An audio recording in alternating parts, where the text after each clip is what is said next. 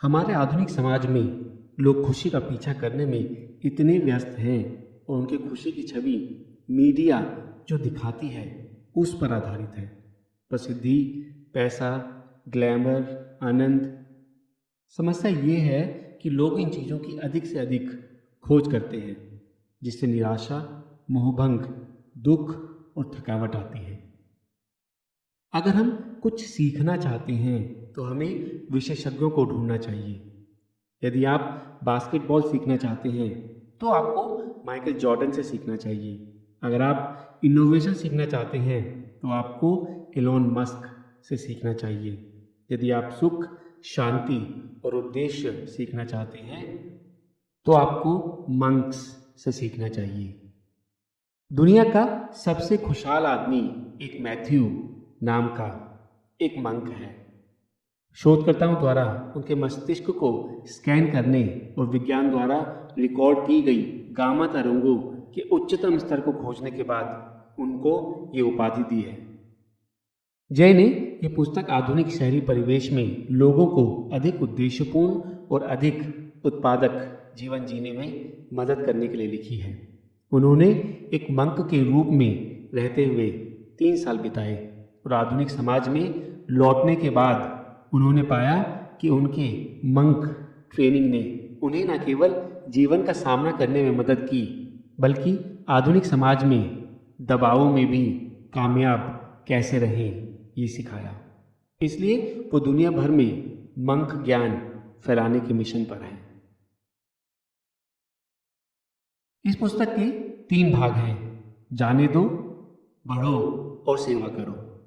हमें पहले उन सभी अवांछित सामानों को छोड़ना होगा जो हमें समाज में विरासत में मिले हैं, जिन्हें शायद हमें पता भी नहीं है कि हम ढो रहे हैं।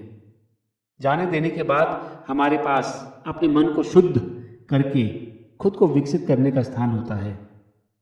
अंत में बिना विकास के हम दूसरों और दुनिया की सेवा कर सकते हैं। इन 3 भागों को 11 अध्यायों में विभाजित किया गया है, जिन्हें मैं 11 प्रमुख विचारों में संक्षेपित करूंगा। अंत में मैं उन ध्यान अभ्यासों का सारांश देता हूं जिनकी वे पूरी पुस्तक में अनुशंसा करते हैं और अपने स्वयं के अनुभवों के बारे में बात करते हैं। मुख्य विचार 1, अपनी पहचान स्पष्ट करें। मैं वह नहीं हूं जो मैं सोचता हूं कि मैं हूं, और मैं वह नहीं हूं जो तुम सोचते हो कि मैं हूं। मैं वही हूं जो मैं सोचता हूं कि तुम सोचते हो कि मैं हूं। ये कहा है चार्ल्स हाटन कुली ने 1902 में। हम में से अधिकांश लोग जिस समस्या का सामना करते हैं वो ये है कि हम जानबूझकर अपने मूल्यों पर निर्णय नहीं लेते हैं। दूसरे शब्दों में, हम वह नहीं चुनते जो हमें महत्वपूर्ण लगता है। हम सिर्फ वही स्वीकार करते हैं और विरासत में पाते हैं जो हमारे आसपास के लोगों को महत्वपूर्ण लगता है। जब हम अपना जीवन उन मूल्यों के आधार पर दूसरों को प्रभावित करने की कोशिश में जीते हैं जिन्हें हमने जानबूझकर नहीं चुना है, तो हम हर समय थके और तनावग्रस्त रहेंगे। इसलिए मोंक की तरह सोचने का पहला कदम है अपने मूल्यों को स्पष्ट करना।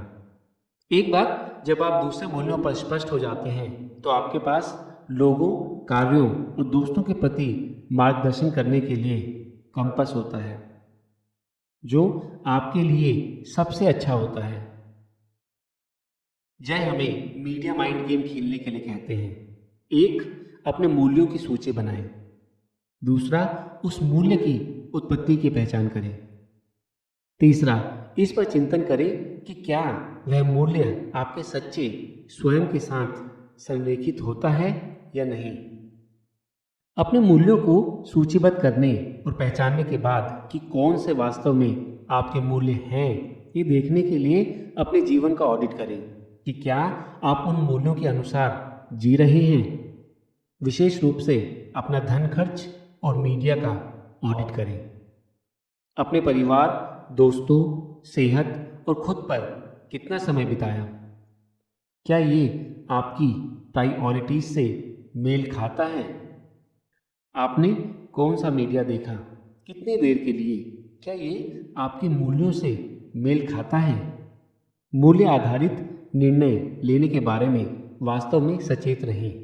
उस सप्ताह के लिए जब भी आप समय या पैसा खर्च करें, एक पल के लिए रुकिए और अपने आप से पूछें, इस निर्णय के पीछे क्या मूल्य है? वह हमें ऐसे लोगों से घिरे रहने के लिए भी प्रोत्साहित करता है जो हमारे मूल्यों से मेल खाते हों। अपनी पहचान को स्पष्ट करना और फिर उसके अनुसार जीना हमें एक सुखी और सार्थक जीवन की ओर ले जाएगा। मुख्य विचार 2, स्पॉट स्टॉप स्वैप के साथ नकारात्मकता को उल्टा करें। जय मन के 3 कैंसरों की सूची देता है: तुलना करना, शिकायत करना और आलोचना करना। स्पॉट स्टॉप स्वैप उपयोग की बुरी आदतों पर काबू पाने के लिए वह स्पॉट स्टॉप स्वैप का उपयोग करने की अनुशंसा करता है। पहला, नकारात्मक भावना को पहचानें। दूसरा, ये क्या है समझने के लिए रुके। तीसरा, भावना को संसाधित करने के तरीके में स्वैप करें। स्पॉट का लक्ष्य हमारी जागरूकता को बढ़ाना है, क्योंकि हम अक्सर ये भी महसूस नहीं करते कि हम नकारात्मक हो रहे हैं। ध्यान दें कि आपको नकारात्मक क्या बनाता है और आप कितनी बार निगेटिव होते हैं। हम अपने निगेटिव विचारों को सूचीबद्ध कर सकते हैं और प्रतिबिंबित कर सकते हैं कि वे कहाँ से आए हैं। जब हम दूसरों से ईर्ष्या करते हैं या उनके बारे में राय बनाते हैं, तो ये अक्सर हमारी अपनी असुरक्षा का प्रतिबिंब होती है। स्टॉप स्टेप में हमें अपने निगेटिव व्यवहार को रोकने की जरूरत है। हम आत्मनियंत्रण पर जोर देने के लिए धीरे धीरे और होशपूर्वक सांस ले सकते हैं। फिर अपने आप को याद दिलाएं कि केवल वही बोलना चाहिए जो सत्य, लाभदायक, अहानिकारक और समयानुकूल हो। हमें याद रखना चाहिए कि तुलना करने, शिकायत करने और आलोचना करने से स्थिति में मदद नहीं मिलेगी। स्वैप चरण। स्वैप चरण में अपने सामान्य नासमझी को बाहर निकालें और इसके बजाय एक सचेत अनुरोध करें।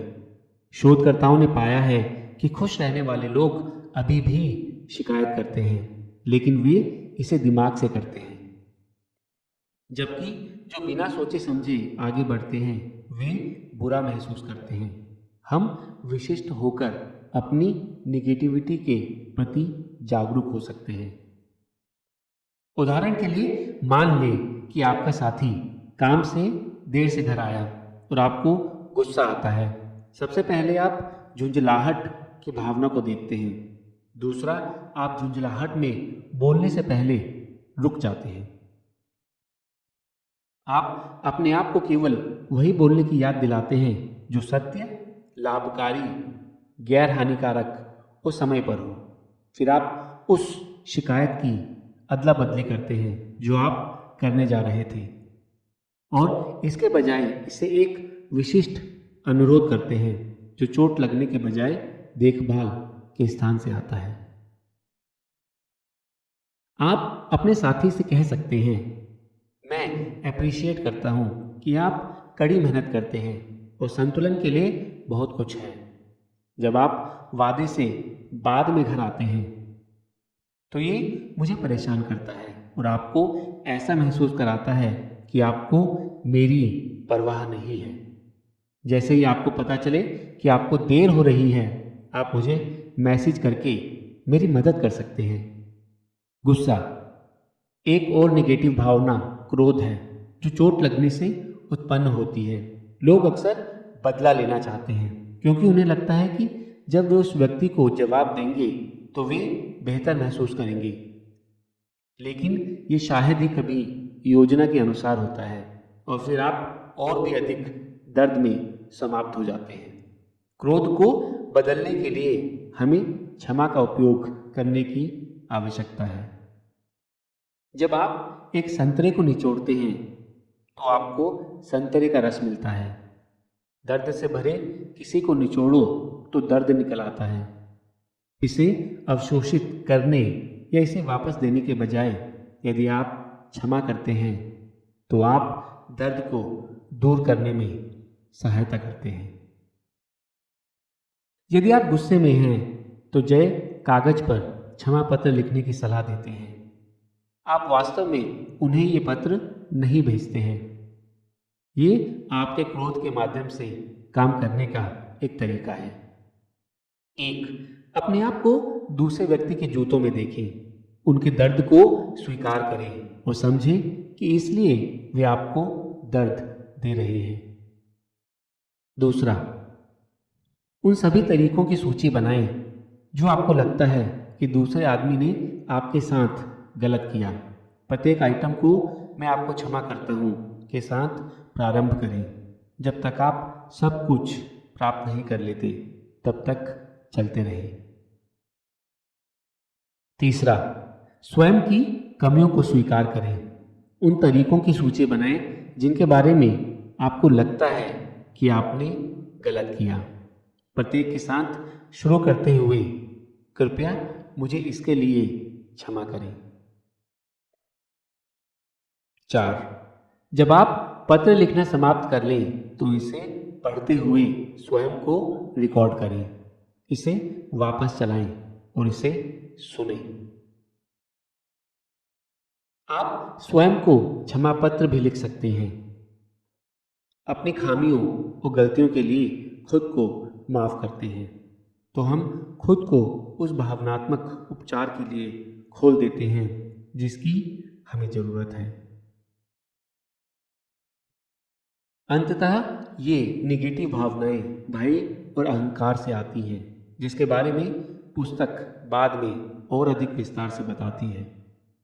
अंत में हमें अपनी निगेटिविटी की जड़ों को खोदने के लिए खुद को चुनौती देनी चाहिए, इसे समझना चाहिए और इस बात पर विचार करना चाहिए कि हम इसे कैसे रोक सकते हैं।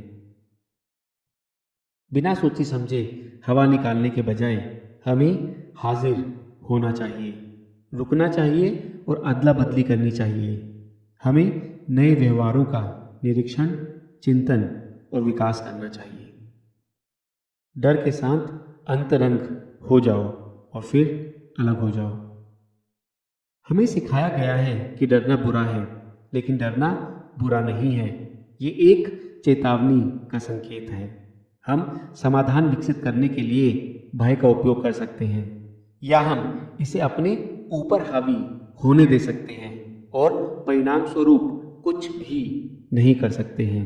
ये सब कुछ है कि हम सिग्नल का जवाब कैसे देते हैं। डर के प्रति लोगों की 4 भावनात्मक प्रतिक्रियाएं होती हैं: घबराहट, ठंड लगना, भागना, उसे दफनाना। ये 4 प्रतिक्रियाएं हमें विचलित करती हैं और हमें भय का उत्पादक रूप से उपयोग करने से रोकती हैं। भय के उत्पादक रूप से उपयोग करने के लिए हमें चाहिए: 1, डर को स्वीकार करें। दूसरा, डर को रेटिंग दें। तीसरा, अपने डर के पैटर्न का पता लगाएं। चौथा, भय से अलग हो जाएं। जब हम डर को स्वीकार करते हैं, हम कहते हैं, मैं तुम्हें देखता हूं और मैं यहां तुम्हारे लिए हूं। डर और दर्द दोनों ही ध्यान मांग रही हैं। मैं तुम्हें देखता हूं कहने से उन्हें वह ध्यान मिलता है जिसकी उन्हें आवश्यकता होती है। दूसरा, अपने डर को 0 से 10 के पैमाने पर रेट करें, जिसमें 10 आपका सबसे खराब डर है। इससे हमें स्थिति को परिप्रेक्ष्य में रखने में मदद मिलती है। तीसरा, अपने डर से पूछिए, मैं आपको कब महसूस करता हूं। अपने डर के साथ अंतरंग हो जाओ। सभी भय किसी नश्वर वस्तु के प्रति आसक्ति से उत्पन्न होती है। इसलिए समाधान है कि उस वस्तु से स्वयं को अलग कर लिया जाए। उदाहरण के लिए एक व्यक्ति जय के पास इसलिए आया क्योंकि वह एक वकील बनकर थक चुकी थी और कुछ नया करना चाहती थी, लेकिन वो डर रही थी। जय ने पूछा कि वह किससे डरती है और उसने कहा, क्या होगा यदि मैं सफल नहीं हुई। जय उसकी डर की जड़ों तक गहराई में जाना चाहता था, इसलिए वो पूछता रहा, तुम वास्तव में किससे डरती हो? आखिरकार उसने कहा, मैंने इस करियर को बनाने में बहुत प्रयास किया और ऊर्जा खर्च की है। क्या होगा अगर मैं इन सबको दूर फेंक रही हूँ? जय ने फिर से पूछा और फिर उसने कहा कि वह दूसरों के द्वारा और खुद को एक बुद्धिमान, सक्षम व्यक्ति से कम समझे जाने से डरती है। यही उसके डर की जड़ थी। एक बार जब उसने अपने डर को गहराई से समझ लिया तो वह उसके साथ काम करने में सक्षम हो गई। वह प्रतिष्ठा से अलग हो सकती है और पहचान सकती है कि ये समय के साथ आती है और जाती है। इससे उसके लिए ऊर्जा मुक्त हो गई ताकि वह रोल मॉडल ढूंढ सके जो पूर्व वकील थे और सफलतापूर्वक कुछ नया करने के लिए परिवर्तित हो गई। जय हमें अपने अटैचमेंट का ऑडिट करने की सलाह देते हैं। अपने आप से पूछें, मुझे क्या खोने का डर है? संपत्ति और दिखावे जैसी बाहरी चीज़ों से शुरुआत करें, फिर स्थिति और स्वीकृति जैसी आंतरिक चीज़ों पर आएं। फिर प्रत्येक चीज़ के लिए स्वीकार करें कि ये अस्थायी है और आप वास्तव में इसे अपना नहीं सकते हैं या इसे कंट्रोल नहीं कर सकते हैं। जब हम इसे कंट्रोल करने की कोशिश नहीं करते हैं तो हम महसूस करेंगे कि हमारा डर गायब हो गया है और हम कृतज्ञता और स्वतंत्रता महसूस करेंगे। निष्कर्ष निकालने के लिए भय के पीछे के लगाव की पहचान करने और फिर वैराग्य को बढ़ावा देने के बाद हम स्वतंत्रता और आनंद के साथ रह सकते हैं। मुख्य विचार 4, नेक इरादे मजबूत करें। प्रेरणा के 4 स्तर। हमारे कर्म सुख की ओर ले जाते हैं या नहीं, ये उनके पीछे के इरादों पर निर्भर करता है। पुस्तक 4 प्रेरणाओं का उल्लेख करती है। Love, duty, desire and fear. भय बीमारी, गरीबी और मृत्यु जैसी निगेटिव बातों से प्रेरित होता है। डर एक चमक की तरह है जो हमें एक समस्या के प्रति सचेत करता है, लेकिन ये एक स्थायी प्रेरक नहीं है। यदि हम डर पर बहुत अधिक समय तक कार्य करते हैं तो हम कार्य करने की अपनी क्षमता खो देंगे या हम उन्मत्त या लकवाग्रस्त हो जाएंगे। इच्छा, सफलता और आनंद के माध्यम से व्यक्तिगत संतुष्टि से प्रेरित होती है। ये सब भ्रम है जो वास्तव में हमें खुश नहीं करते हैं। जय बताते हैं कि हम जीवन में चीज़ की इच्छा नहीं रखते हैं, हम उस भावना की इच्छा रखते हैं जो हमें लगता है कि वह चीज़ हमें देगी। लेकिन भौतिक वस्तुएं हमें सुख नहीं दे सकती। मन को वश में करने और आत्मा से जुड़ने से खुशी और तृप्ति मिलती है। कर्तव्य, कृतज्ञता, जिम्मेदारी और सही काम करने से प्रेरित होता है। प्यार दूसरों की मदद करने और उनकी देखभाल करने से प्रेरित होता है। कर्तव्य और प्रेम हमें उद्देश्य और अर्थ देते हैं और वे सच्ची खुशी की ओर ले जाते हैं। जब हम कर्तव्य और प्रेम से प्रेरित होते हैं तो हम तनाव को बेहतर ढंग से संभाल सकते हैं। उदाहरण के लिए एक माँ अपने बच्चे के लिए जन्मदिन की पार्टी की योजना बनाते हुए देर रात तक मेहनत कर सकती है क्योंकि उसे एक प्यार करने वाली माँ होने से संतुष्टि मिलती है। लेकिन अगर उसे उस नौकरी के लिए देर तक रुकना पड़े जिससे वो नफरत करती है तो वह दयनीय होगा। क्यों? सीढ़ी। जय हमारी इच्छाओं के पीछे के असली इरादे का पता लगाने के लिए वाई लैडर का उपयोग करने की सलाह देते हैं। ऐसा करने के लिए हमें न केवल ये सोचने की आवश्यकता है कि हम कुछ क्यों चाहते हैं, बल्कि ये भी कि हम कौन हैं और क्या वह व्यक्ति होना हमें आकर्षित करता है। उदाहरण के लिए मान लीजिए कि आप अमीर बनना चाहते हैं। अपने आप से पूछते रहें, क्यों? आप अमीर क्यों बनना चाहते हैं? मैं फिर कभी पैसे के बारे में चिंता नहीं करना चाहता। तुम पैसे की चिंता करते ही क्यों हो? मैं उन छुट्टियों को लेने का जोखिम नहीं उठा सकता जिनके बारे में मैं सपने देखता हूँ। आप उन छुट्टियों को क्यों चाहते हैं? मैं सोशल मीडिया पर सभी को विदेशी यात्राओं पर देखता हूँ। जब मैं नहीं कर सकता तो वे ऐसा क्यों करें? आप वह क्यों चाहते हैं जो वे चाहते हैं? मेरे वीकेंड में मुझे जितना मज़ा आता है उससे कहीं अधिक मज़ा उन्हें आता है। अब हम चाह की जड़ तक पहुंच रहे हैं। आपके वीकेंड अधूरे हैं क्या? नहीं हैं। मैं चाहता हूं कि मेरा जीवन अधिक रोमांचक, अधिक साहसी, अधिक आनंदमय हो। ठीक है, तो आपका इरादा जीवन को और रोमांचक बनाना है। ध्यान दें कि मुझे पैसे चाहिए से कितना अलग है। हालांकि आपका इरादा अभी भी इच्छा से प्रेरित है। कम से कम अब आप जानते हैं कि आप अमीर हुए बिना अपने जीवन में रोमांच जोड़ सकते हैं।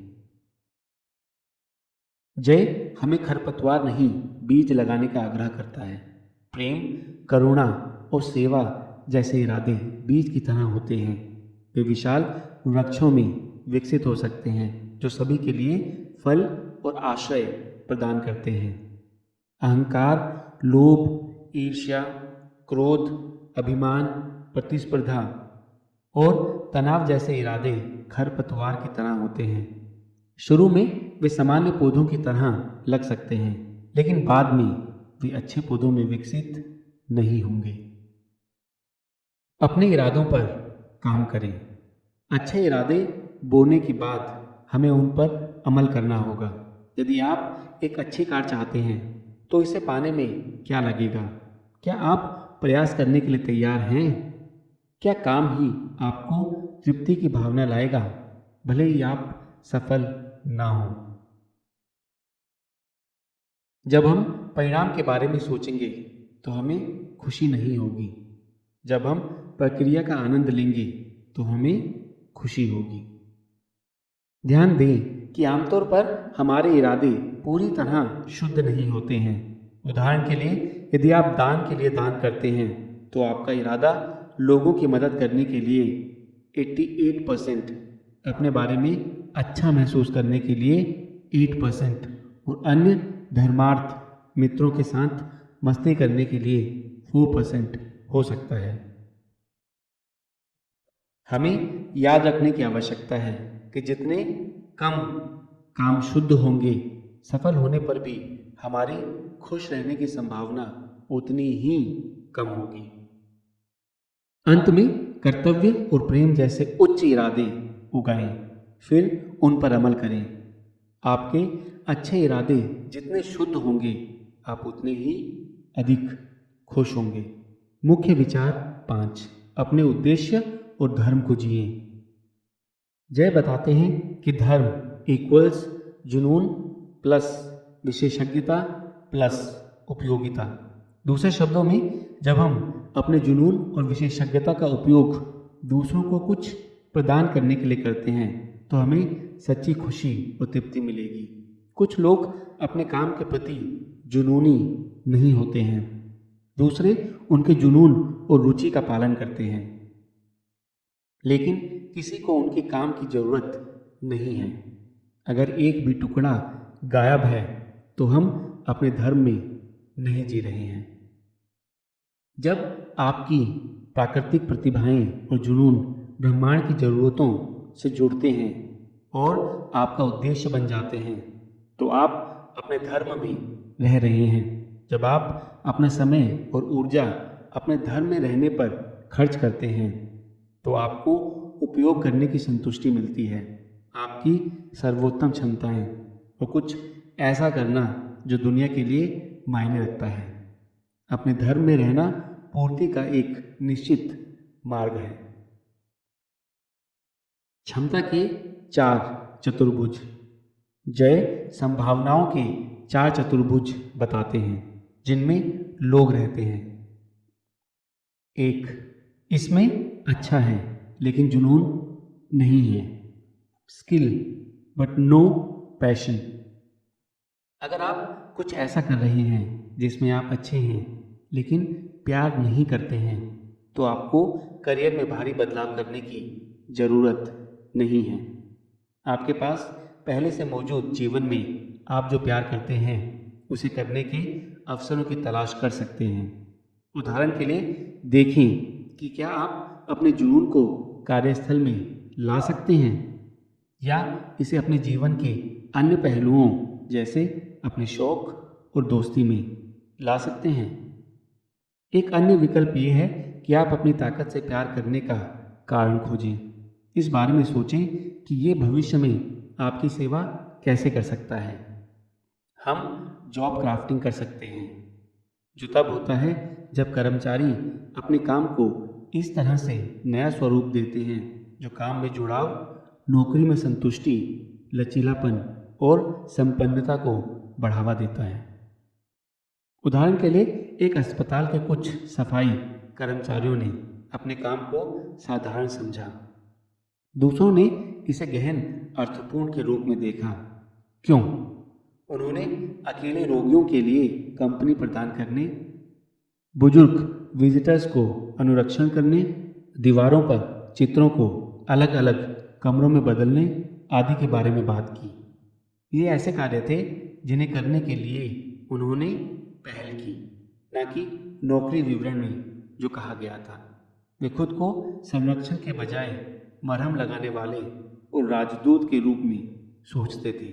उन्होंने अपनी नौकरी के कर्तव्यों को कैसे देखा, इसे फिर से परिभाषित करके उन्होंने उद्देश्य और अर्थ पाया। दूसरा, अच्छा और प्यार, स्किल एंड पैशन। लक्ष्य अपने समय और ऊर्जा को क्वाड्रेंट 2 की ओर ले जाना है।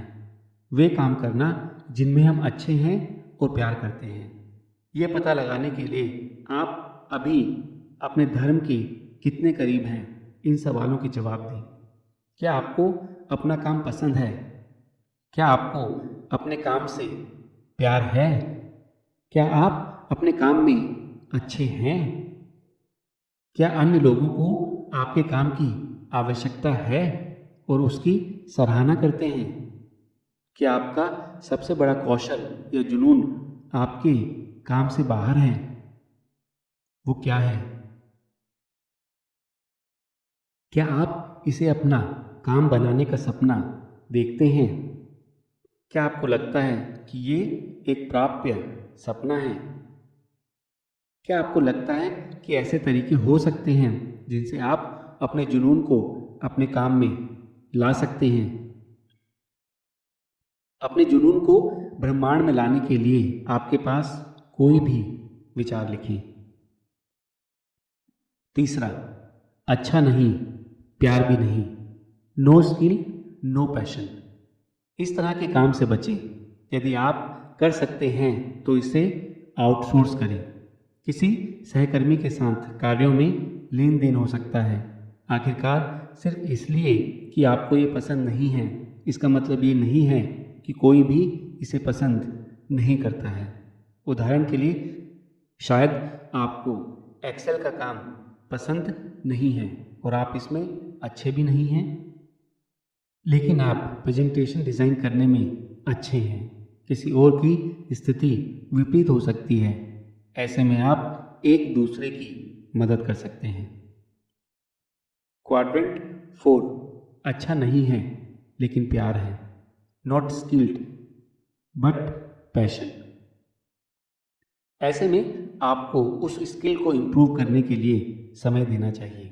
आप उस विषय पर शैक्षिक पॉडकास्ट सुनने के लिए अपने आवागमन या खाना पकाने के समय का उपयोग कर सकते हैं। आप प्रतिदिन उस विषय पर वीडियो देख सकते हैं।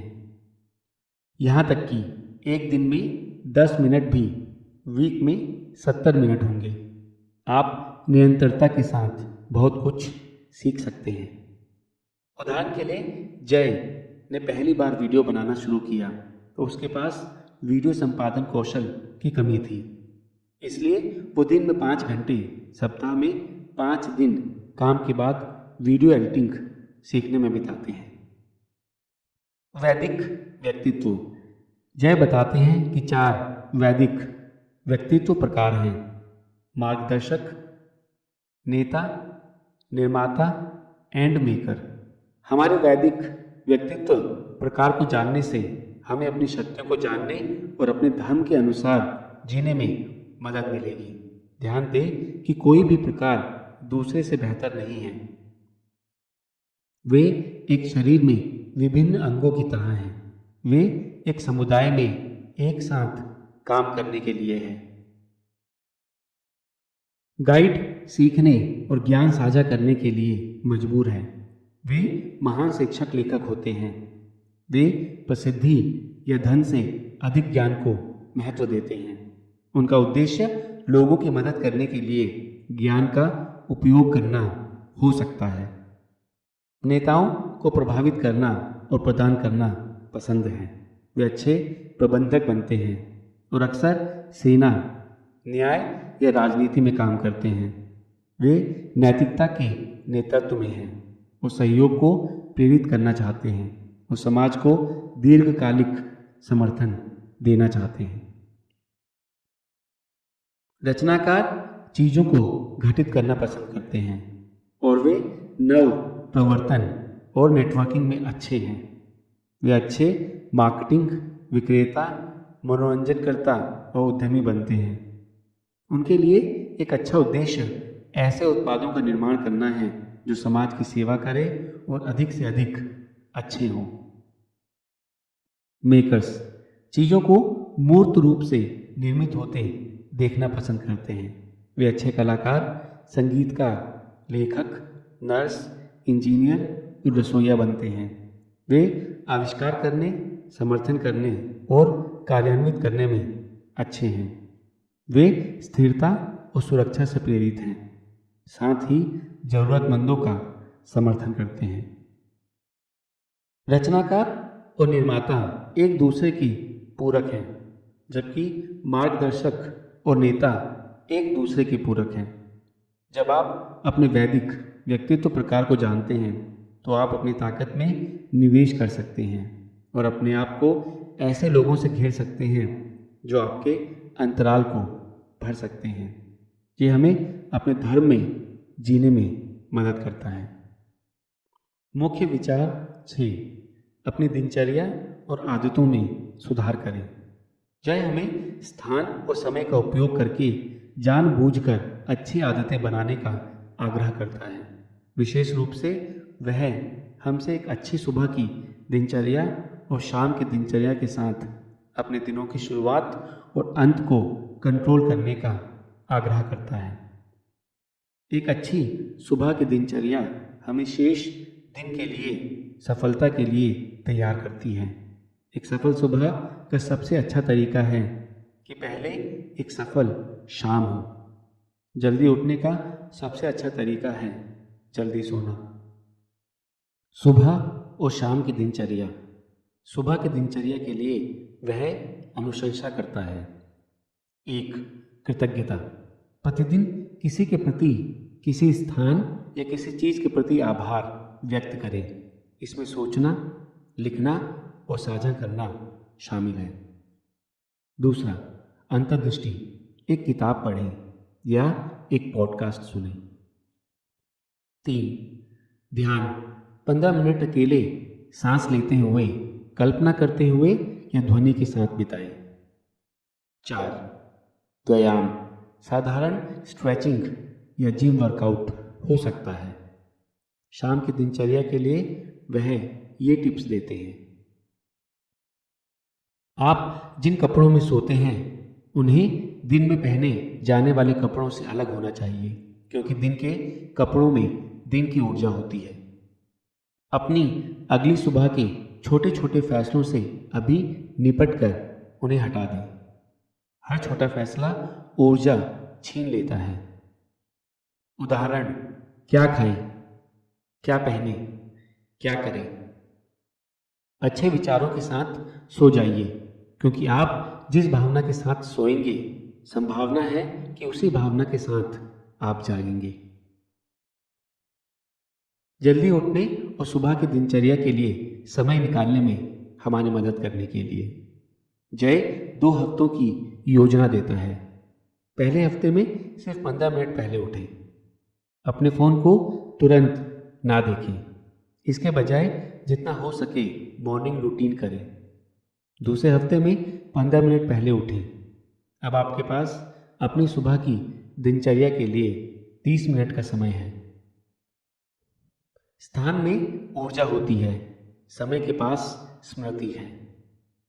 सुबह और शाम के अलावा जय हमें दिन के दौरान कार्यों के स्थान और समय चुनने में अधिक जागरूक होने का आग्रह करते हैं, क्योंकि स्थान में ऊर्जा होती है और समय में स्मृति होती है। स्थान के संदर्भ में हमें एक उद्देश्य के लिए केवल एक स्थान का उपयोग करना चाहिए।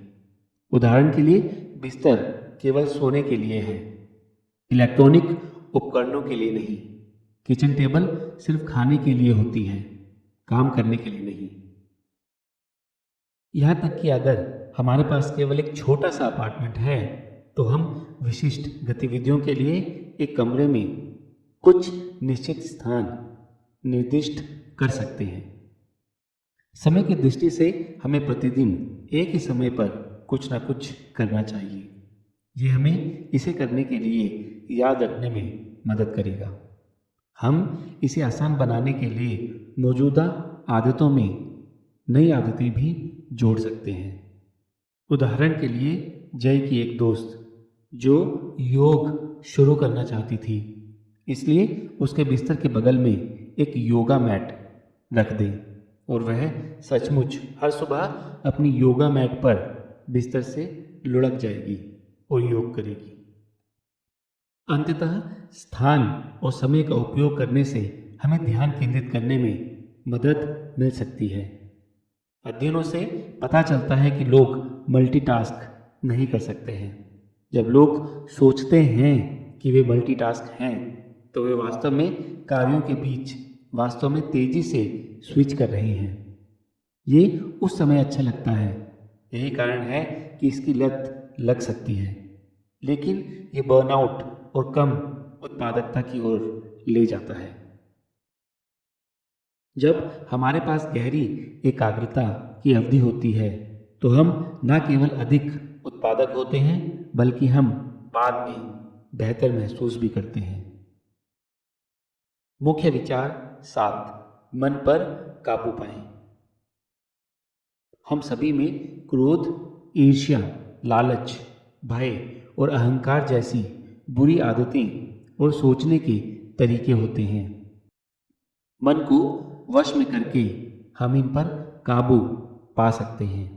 मन को वश में करने की कुंजी फिर से वैराग्य है। उदाहरण के लिए अपने आप को मैं गुस्से में हूँ कहने के बजाय आप कह सकते हैं मुझे गुस्सा आ रहा है या क्रोध है। भावना के साथ पहचान मत करो, इसका निरीक्षण करो। अपने मन को समझने के लिए पहला कदम है अपने भीतर की विभिन्न आवाज़ों के प्रति जागरूक होना। मंकी माइंड एक बच्चे की तरह है जिसे ध्यान देने की जरूरत है। मंक मन परिपक्व वयस्क की तरह है। अपने वानर मन को शत्रु के रूप में ना देखें, इसे एक सहयोगी के रूप में देखें और फिर आप लड़ाई से बंधन शत्रु से मित्र की ओर बढ़ सकते हैं। माता पिता के मन को वानर मन पर ध्यान देना चाहिए, जो कि अवचेतन मन भी है। हमारे अचेतन मन में पहले से ही सहज पैटर्न है जिन्हें हमने सचेत रूप से नहीं चुना है, और हमारा चेतन मन संपादन करने के लिए जागृत नहीं है। उदाहरण के लिए कोई आपसे कहता है, आप आज अद्भुत दिख रहे हैं, और हमारा अवचेतन मन सहज रूप से सोचता है, नहीं, मैं नहीं हूं। अपने दिमाग की आवाज़ों को अधिलेखित करने के लिए आपको उनसे बात करना शुरू करना होगा। यदि आपका मन कहता है आप ऐसा नहीं कर सकते, तो स्वयं से ये कहकर प्रतिक्रिया दें, आप ये कर सकते हैं, आपके पास क्षमता है, आपके पास समय है। जय हमारे विचारों को अधिक सकारात्मक रूप से बदलने की कई और उदाहरण देते हैं। कहने के बजाय मैं ऊब गया हूँ, मैं धीमा हूँ, मैं ये नहीं कर सकता, कहो आप इस पर काम कर रहे हैं, आप सुधर रहे हैं। मैं ये नहीं कर सकता कहने के बजाय कहो मैं ये कर सकता हूँ। ये कहने के बजाय मैं इसमें बुरा हूँ, कहो मैं उस समय का निवेश कर रहा हूँ जो मुझे बेहतर होने की ज़रूरत है। मैं बदसूरत हूँ कहने के बजाय कहें मैं अपने स्वास्थ्यप्रद होने के लिए कदम उठा रहा हूँ। ये कहने के बजाय मैं सब कुछ नहीं संभाल सकता, कहें मैं प्राथमिकता दे रहा हूँ और अपनी सूची से आइटमों की जांच कर रहा हूँ। जय फिर बात करने के लिए वापस चला जाता है कि कैसे वैराग्य ही एकमात्र तरीका है जिससे हम मन पर कंट्रोल प्राप्त कर सकते हैं।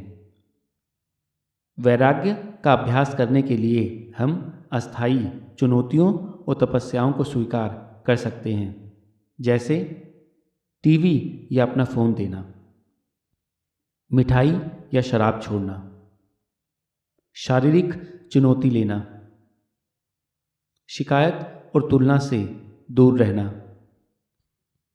ठंड या गर्मी में ध्यान करना। स्पॉट स्टॉप स्वैप का उपयोग करने का दूसरा तरीका है, एक अटैचमेंट स्पॉट करें। उदाहरण के लिए जब आप बिना सोचे समझे अपना फ़ोन चेक करते हैं तो स्पॉट करें, क्या ये आलस्य, खो जाने या अकेलेपन के कारण है। 2. रुकिए और इस पर पुनर्विचार कीजिए, स्क्रीन समय के लिए आपकी सीमा कितनी है। 3. एक नए व्यवहार में अदला बदली करें, या तो आप सोशल मीडिया पर एक सप्ताह या एक महीने के लिए बाहर हो सकते हैं, या आप एक छोटा बदलाव कर सकते हैं और उस पर निर्माण कर सकते हैं। ये देखने के लिए प्रयोग करें कि कौन सी विधि आपके लिए बेहतर काम करती है। फिर तय करें कि आप अपना नया समय कैसे व्यतीत करना चाहते हैं। उदाहरण के लिए ये ध्यान हो सकता है या वास्तविक जीवन में दोस्तों के साथ बातचीत हो सकती है। अंत में हमारे दिमाग को दैनिक रख रखाव की आवश्यकता होती है, ठीक वैसे ही जैसे हम प्रतिदिन अपने दांतों को ब्रश करते हैं।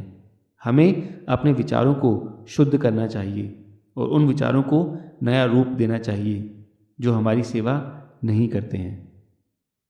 ये दैनिक रख रखाव हमारे मन को शुद्ध और शांत और विकसित करने में सक्षम बनाएगा।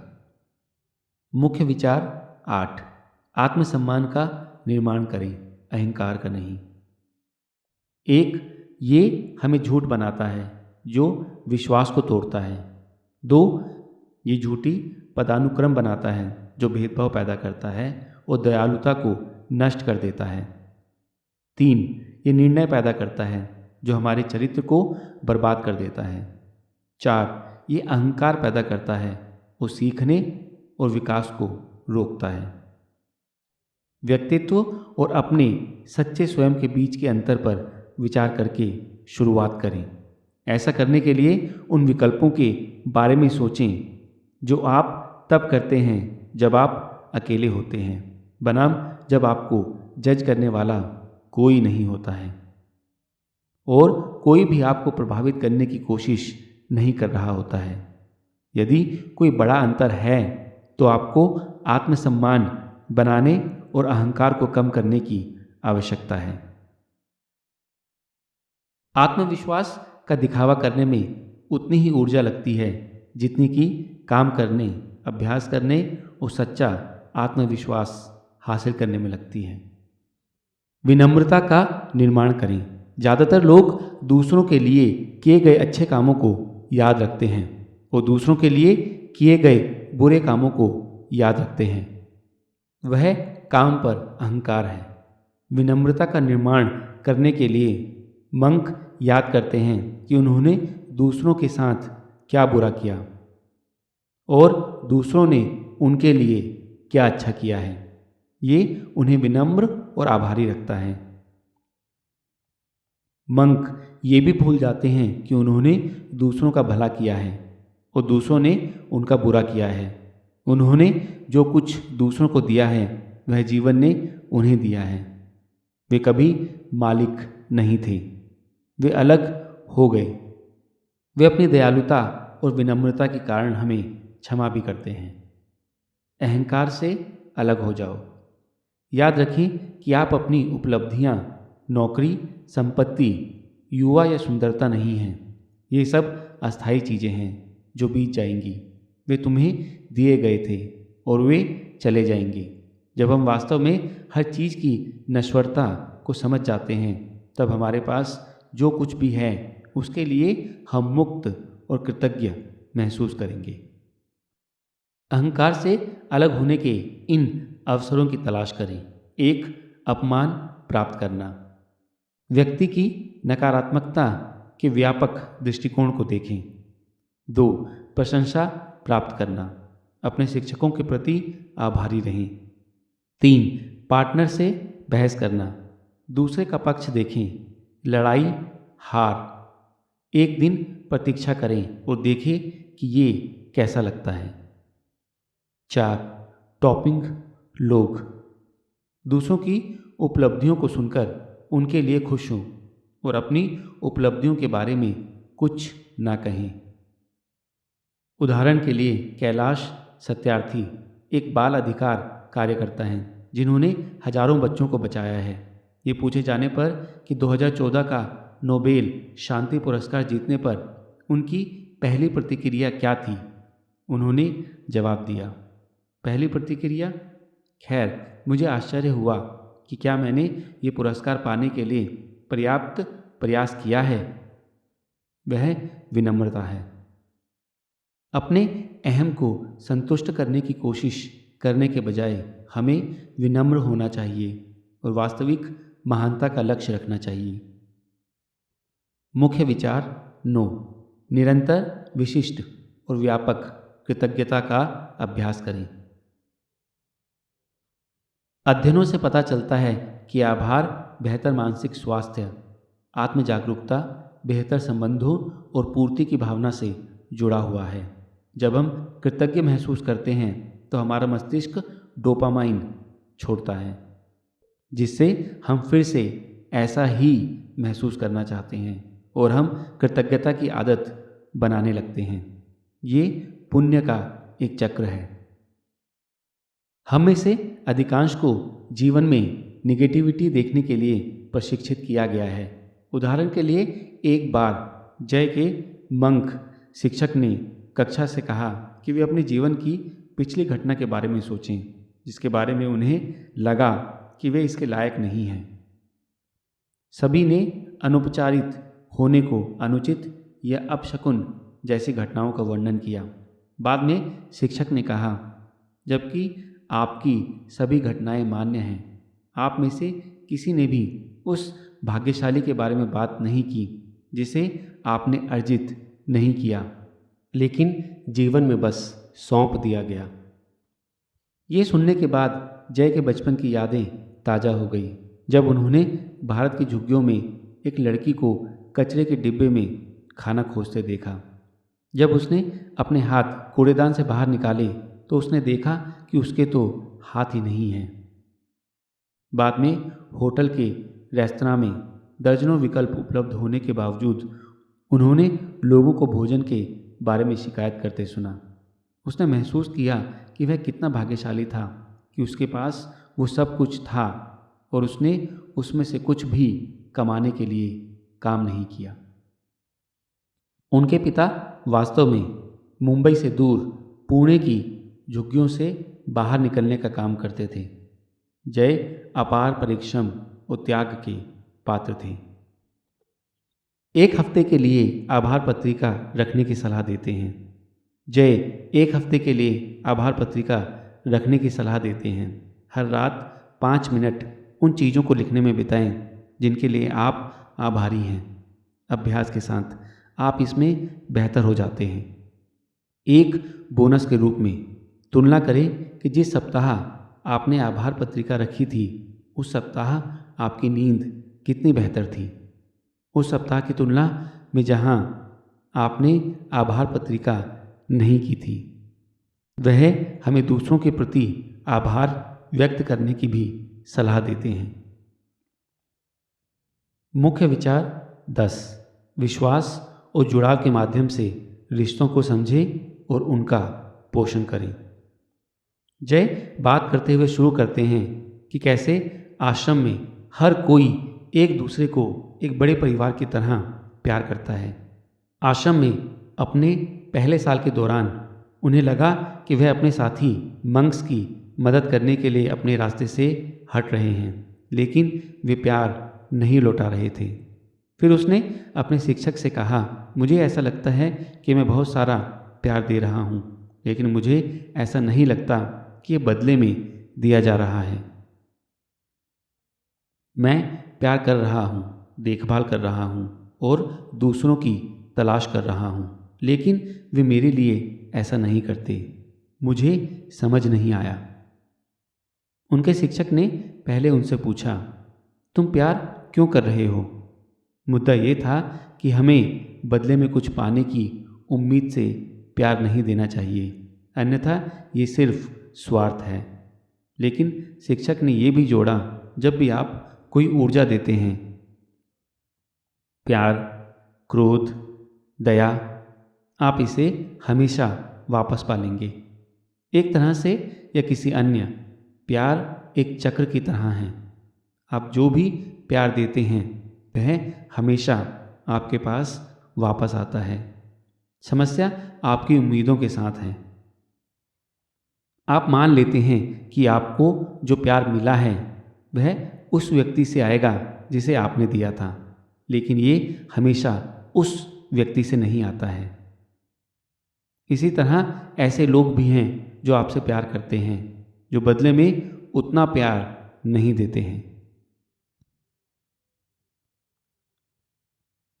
ये सुनने के बाद जय को एहसास हुआ कि अक्सर हम उन लोगों से प्यार करते हैं जो हमसे प्यार नहीं करते हैं, लेकिन हम दूसरों के प्यार को वापस करने में विफल रहते हैं। उदाहरण के लिए जय निराश हो जाता है जब कोई उसकी कॉल का जवाब नहीं देता। फिर भी उसकी माँ हर समय वहाँ बैठी रहती है और सोचती है, काश मेरा बेटा मुझे बुलाता। जब अच्छे संबंध बनाने की बात आती है तो हमें सबसे पहले स्पष्ट अपेक्षाएं स्थापित करनी चाहिए। अगर हम अपने आप को या दूसरों को स्पष्ट नहीं कर सकते हैं तो हम गलत लोगों को आकर्षित करेंगे, जिससे रिश्ते खराब होंगे। उम्मीदों को स्थापित करने के लिए जय भरोसे और तर्क की बात करते हैं। स्पष्ट अपेक्षाएं स्थापित करें। फिर वह बताते हैं कि 4 प्रकार के भरोसे के आधार अलग अलग रिश्तों के अलग अलग उद्देश्य होते हैं। 1. क्षमता।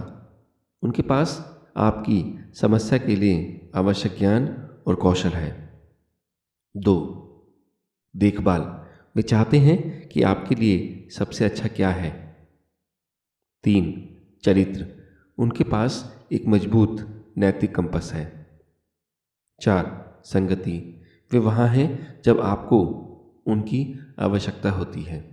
किसी व्यक्ति के किस प्रकार के भरोसे के बारे में जानना आपको सूचित करता है कि उनसे क्या अपेक्षा की जाए।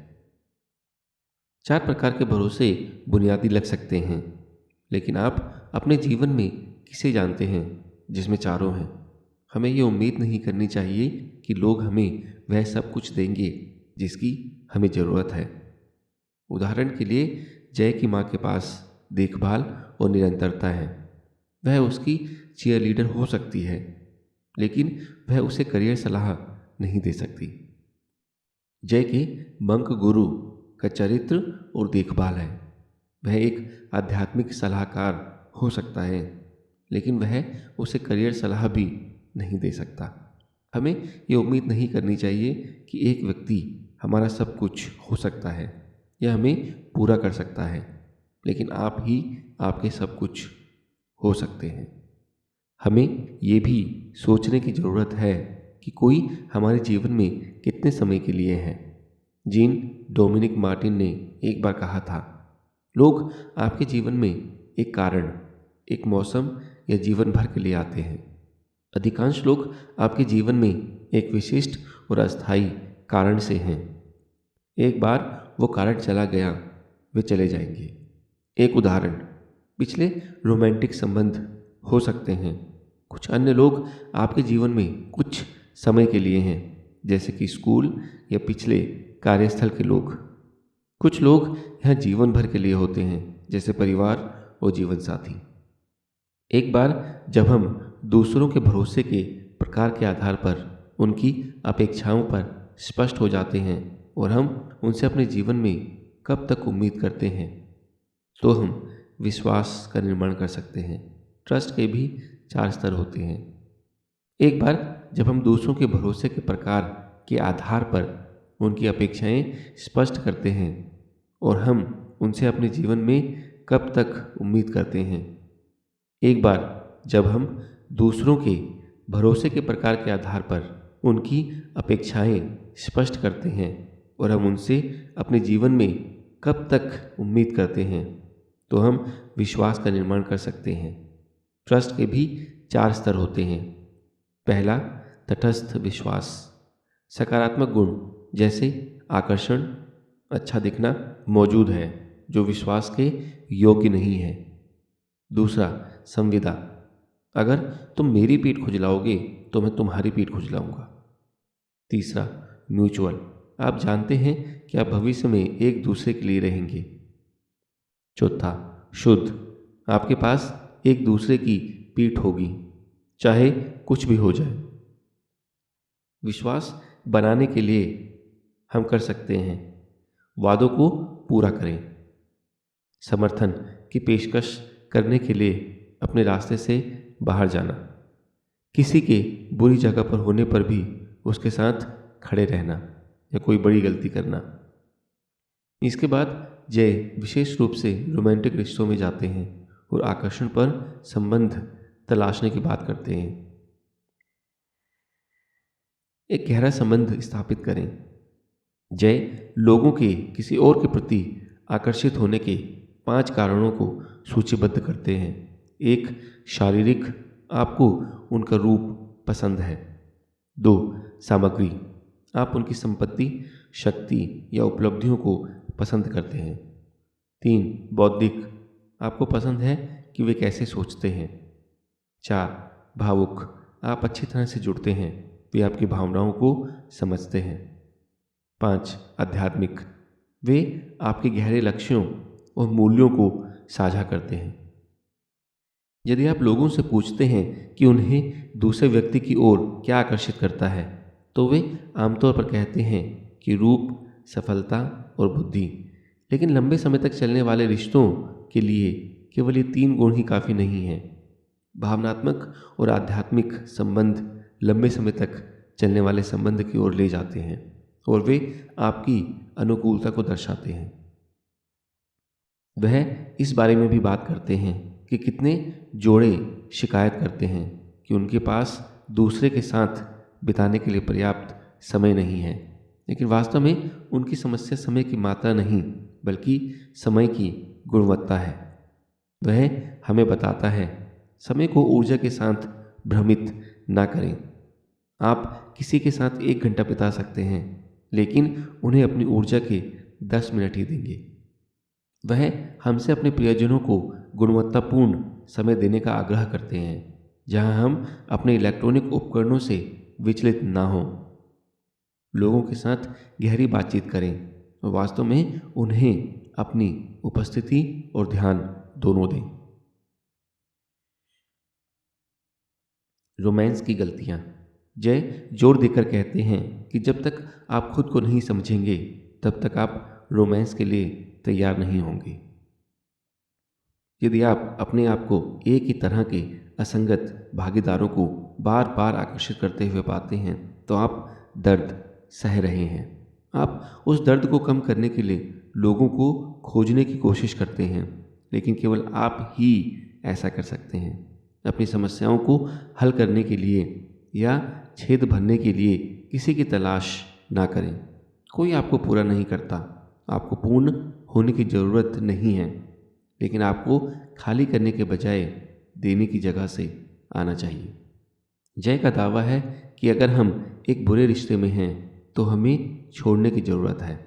अगर हम अभी भी अपने बाल मन की सुन रहे हैं तो हम ऐसे लोगों की ओर आकर्षित होते हैं जो हमारे लिए अच्छे नहीं हैं, लेकिन हमें उस पल में बेहतर महसूस कराते हैं। अपने स्वाभिमान को किसी और के इर्द गिर्द मत लपेटो। कोई भी मौखिक, भावनात्मक या शारीरिक शोषण का हकदार नहीं है। अकेले रहना बेहतर है। हमें भी ऐसे जहरीले रिश्तों को दोस्ती में बदलने नहीं देना चाहिए। जब ब्रेकअप की बात आती है तो जय वापस अलगाव में जाता है। हम कल्पना करते हैं कि हमारे रिश्तों में जो लोभी और चिपटना है वह दिखाता है कि हम प्यार करते हैं, जबकि असल में ये सिर्फ लगाव ही है जो दर्द का कारण बनता है। क्योंकि जितना अधिक हम पकड़ते हैं उतना ही अधिक हम खोने से डरते हैं, और अगर हम हारते हैं तो निश्चित रूप से हमें नुकसान उठाना पड़ेगा। दिल टूटने से उबरने के लिए जय लोगों को सलाह देते हैं। 1. हर भावना को महसूस करो, उन्हें लिख लीजिए, उनके बारे में प्रश्न पूछें। 2. स्थिति को देखें। 3. अपनी काबिलियत पर विश्वास करें, अपने को संपूर्ण बनाओ। 4. फिर से डेटिंग करने से पहले प्रतीक्षा करें, रिबाउंड या रिवेंज डेट ना करें। प्यार को जिंदा रखना।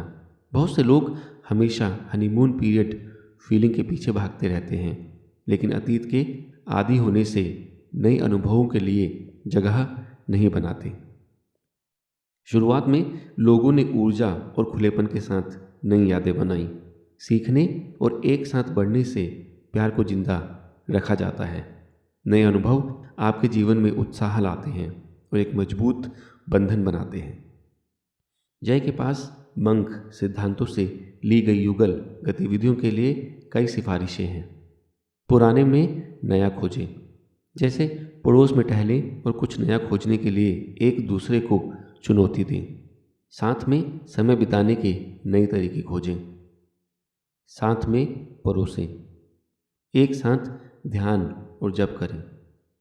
एक साथ कल्पना करें कि आप दोनों रिश्तों से क्या चाहते हैं। एक साथ कल्पना करें कि आप दोनों रिश्ते से क्या चाहते हैं। अपने करीबी लोगों के साथ संबंधों के बारे में बात करने के बाद जय व्यापक दुनिया के साथ हमारे संबंधों की ओर बढ़ता है। हमारे संबंधों की ओर बढ़ता है। मुख्य विचार 11। सेवा ही सुखी और परिपूर्ण जीवन का सीधा मार्ग है। जय का दावा है कि जीवन का सर्वोच्च उद्देश्य सेवा का जीवन जीना है, और ये एक सुखी और पूर्ण जीवन का सबसे सीधा रास्ता है। वह बताते हैं कि कैसे आश्रम में मंक ये नहीं पूछते आज काम कैसा रहा, वे पूछते हैं क्या आपने आज सेवा की है। मंक उस स्थान को जितना उन्होंने पाया उससे अधिक स्वच्छ छोड़ना चाहते हैं। लोगों को जितना उन्होंने पाया उससे अधिक सुखी, और दुनिया को जितना उन्होंने पाया उससे बेहतर छोड़ना चाहते हैं। हम दूसरों की देखभाल करने के लिए पैदा हुए हैं, जैसे कि प्रमाण है जब छोटे बच्चे सहज रूप से दूसरों की मदद करने के लिए काम करते हैं। वे ये भी बताते हैं कि सेवा प्रकृति के साथ कैसे जुड़ी हुई है। सूर्य प्रकाश प्रदान करता है, पेड़ ऑक्सीजन और छाया प्रदान करते हैं, पानी पोषण प्रदान करता है, मनुष्य सेवा करने के लिए बना है। दूसरों की सेवा करने से कई लाभ होते हैं। सेवा हमें दूसरों और दुनिया से जोड़ती है। सेवा आपके पास जो कुछ भी है उसका व्यापक दृष्टिकोण प्रदान करके कृतज्ञता को बढ़ाती है। सेवा करने से करुणा बढ़ती है। सेवा आत्मसम्मान का निर्माण करती है कि दुनिया में आपका एक अर्थ और उद्देश्य है। बहुत से लोग कहते हैं कि वे बाद में सेवा करेंगे, जब उनके पास फाइनेंशियल सुरक्षा या भावनात्मक स्थिरता होगी। जय कहते हैं, अपना ख्याल रखना, हाँ, लेकिन तब तक प्रतीक्षा ना करें जब तक आपके पास सेवा करने के लिए पर्याप्त समय और पैसा ना हो। आपके पास कभी पर्याप्त नहीं होगा। वह ये भी पूछता है, कौन धनवान है, वह जिसके पास धन है या वह जो सेवा करता है। सेवा की मानसिकता का निर्माण करने के लिए जय हमें सलाह देते हैं कि हम अपने देखभाल के दायरे का विस्तार करें। 20 लोगों के एक ऐसे समूह के बारे में सोचें जिसकी आप मदद कर सकते हैं। ये एक सामुदायिक समूह हो सकता है। फिर उस सूची को उस शीशे पर चिपका दें जहां आप अपने दांतों को ब्रश करते हैं। अब आप दिन में कम से कम 2 बार उनके बारे में सोचेंगे। ध्यान दें कि ये उनकी सेवा करने के लिए आपकी प्रेरणा को कैसे बदलता है। वह हमसे ये भी आग्रह करता है कि बदले में कुछ भी ना चाहते हुए नेक इरादे से सेवा करें। जब हम नेक इरादे से सेवा करते हैं तो उनकी खुशी ही हमारी खुशी है। हमें ये भी याद रखना चाहिए, हम जो कुछ भी दूसरों को दे रहे हैं, चाहे वह वस्तु हो या ऊर्जा, हमें दिया गया है। इसलिए वास्तविक वैराग्य एक उच्च उद्देश्य के प्रति सेवा है। यदि आप सुनिश्चित नहीं हैं कि अपनी ऊर्जा को कहाँ खर्च करना है, तो जय आपके दिल में दर्द का पालन करने की सलाह देते हैं। अपने जीवन के ऐसे 3 पल लिखिए जब आपने खोया हुआ या ज़रूरत महसूस की हो। फिर देखें कि क्या उन विकल्पों के पास आपके धर्म के अनुरूप सेवा करने का कोई अवसर है। जब आप सेवा में रहते हैं तो आपके पास शिकायत करने और आलोचना करने का समय नहीं होता है। जब आप सेवा करने में रहते हैं तो आपका डर दूर हो जाता है। जब आप सेवा में रहते हैं तो आप कृतज्ञ महसूस करते हैं। आपका भौतिक लगाव कम हो जाता है। सेवा सार्थक जीवन का सीधा मार्ग है। ध्यान अभ्यास। ध्यान एक बड़े मंदिर की सफाई करने जैसा है। ध्यान करते समय आप अपने मन और हृदय को स्वच्छ करते हैं, लेकिन जब तक आप मंदिर की सफाई पूरी करते हैं, मंदिर पहले से ही गंदा और धूल भरा हो रहा होता है। ये आपके दांतों को ब्रश करने जैसा है। आपको इसे हर दिन करने की आवश्यकता है। बहुत से लोग ध्यान को नापसंद करते हैं क्योंकि उन्हें लगता है कि उन्हें सोचना बंद करना होगा, लेकिन वास्तव में ध्यान की बात हमारी जागरूकता को विचारों को नोटिस करने के लिए प्रशिक्षित करना है और फिर ध्यान में लौटना है, जैसे कि जय कहते हैं। ध्यान भंग नहीं होता जब आप विचलित होते हैं। ये तब टूट जाता है जब आप खुद को विचलित करने वाले विचार का पीछा करने देते हैं। जय ये भी उल्लेख करते हैं कि जब ध्यान जैसी नई आदत शुरू करने की बात आती है तो हमें गहराई तक जाने के लिए कुछ समय निकालना चाहिए।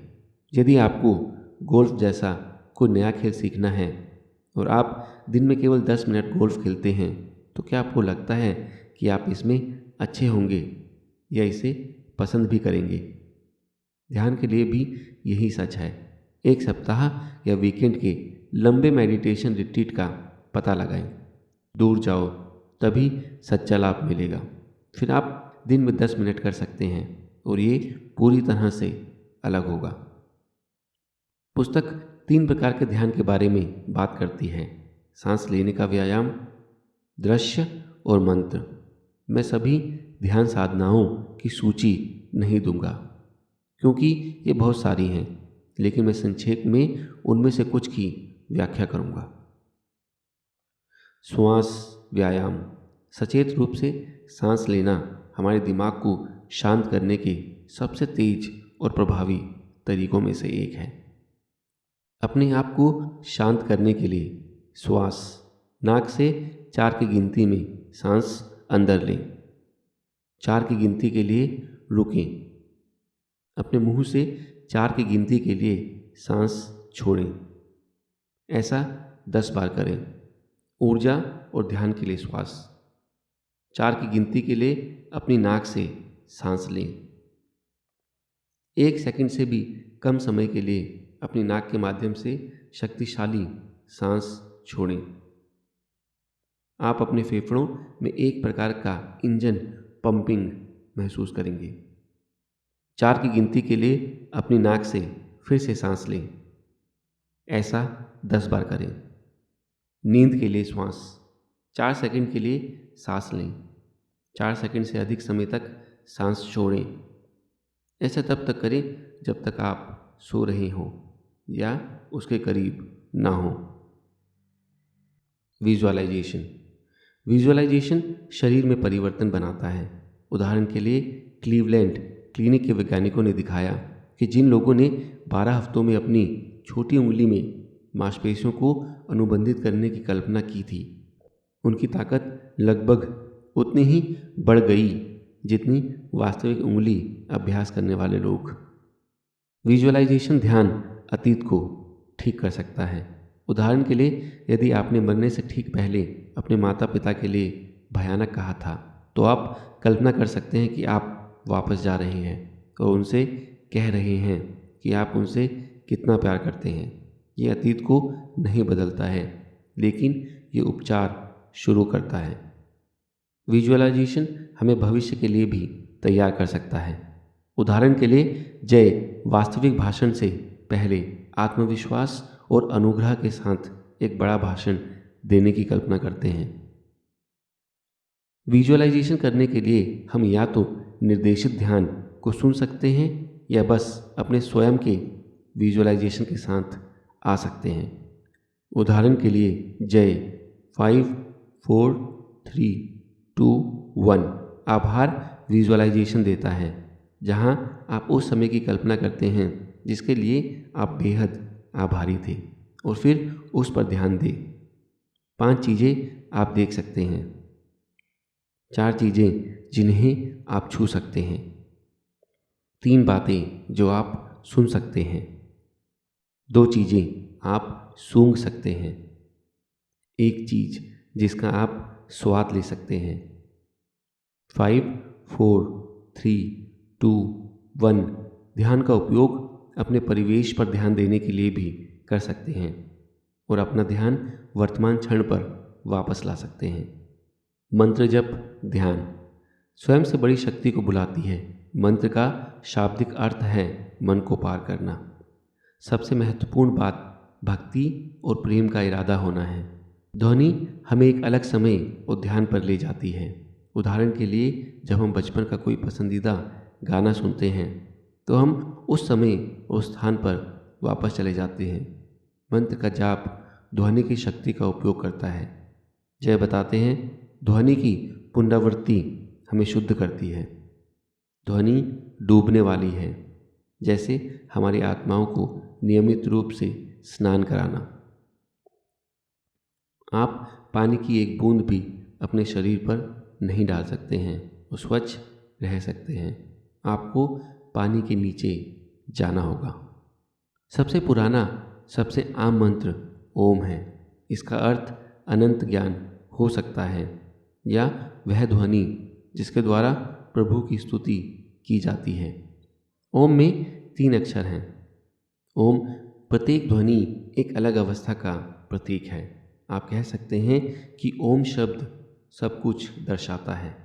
ओम से होने वाले कंपन को वेगस तंत्रिका को उत्तेजित करने के लिए दिखाया गया है, जिससे सूजन कम हो जाती है।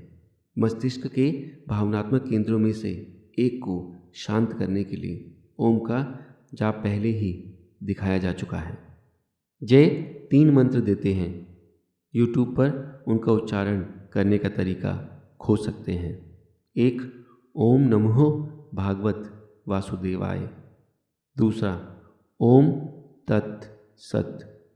तीसरा, लोका समस्तः सुखिनो भवन्तु। पहले वाले का उपयोग ब्रह्मांड से जुड़ने, अंतर्दृष्टि और मार्गदर्शन प्राप्त करने के लिए किया जाता है। दूसरे का प्रयोग महत्वपूर्ण कार्य के आरंभ में नियत को परिष्कृत करने के लिए किया जाता है। तीसरे का उपयोग सभी जीवित प्राणियों के प्रति प्रेम और दया व्यक्त करने के लिए किया जाता है। यदि आप आध्यात्मिक ध्वनि का जाप नहीं करना चाहते हैं तो आप प्रतिज्ञान का उपयोग कर सकते हैं, जो कुछ भी हो सकता है जो आपको प्रेरित करता हो, जैसे कि अपनी गति में, अपने समय में। ये भी गुजर जाएगा। सब कुछ जियो, ये पल तुम्हारा है। मैं खुश हूँ कि मैं कौन बन रहा हूँ। मैं सभी अवसरों और संभावनाओं के लिए खुला हूँ। मैं वास्तविक प्यार के योग्य हूँ। मेरे पास जो कुछ भी है मैं उसकी सेवा करने के लिए तैयार हूँ। दैनिक ध्यान अभ्यास। जय हमें प्रतिदिन ध्यान करने का अभ्यास करने की सलाह देते हैं। हम सुबह की दिनचर्या में 21 मिनट से शुरुआत कर सकते हैं और बाद में इसे सुबह और रात तक बढ़ा सकते हैं। ध्यान अभ्यास में 7 मिनट सांस के काम के लिए, 7 मिनट दृश्य के लिए, 7 मिनट मंत्र के लिए होना चाहिए। सफलता का पैमाना मत ढूंढो, बस इसे करते रहो। 4 से 12 सप्ताह तक लगातार अभ्यास करें और आपको इसका असर दिखना शुरू हो जाएगा। चीज़ें जो आप देख सकते हैं। यदि आप रुक जाते हैं तो आप ध्यान करने से चूक जाते हैं। आपके दिमाग में क्या चल रहा है इसके बारे में अधिक जागरूकता। आप धीरे धीरे स्वयं पर दीर्घकालीन महारत हासिल कर लेते हैं। निष्कर्ष। अंत में ये पुस्तक उत्कृष्ट सलाह प्रदान करती है जो अत्यधिक व्यवहारिक और हमारे आधुनिक समाज के लिए प्रासंगिक है। जय शेट्टी आधुनिक वैज्ञानिक अनुसंधान के साथ प्राचीन मंक ज्ञान को मान्य करने में सक्षम हैं, जिससे हमें हर दिन अधिक शांति और उद्देश्य के साथ जीवन जीने में मदद मिलती है। ज्ञान फैलाने के लिए किए गए अथक परिश्रम के लिए मैं जय को तहे दिल से धन्यवाद देता हूँ।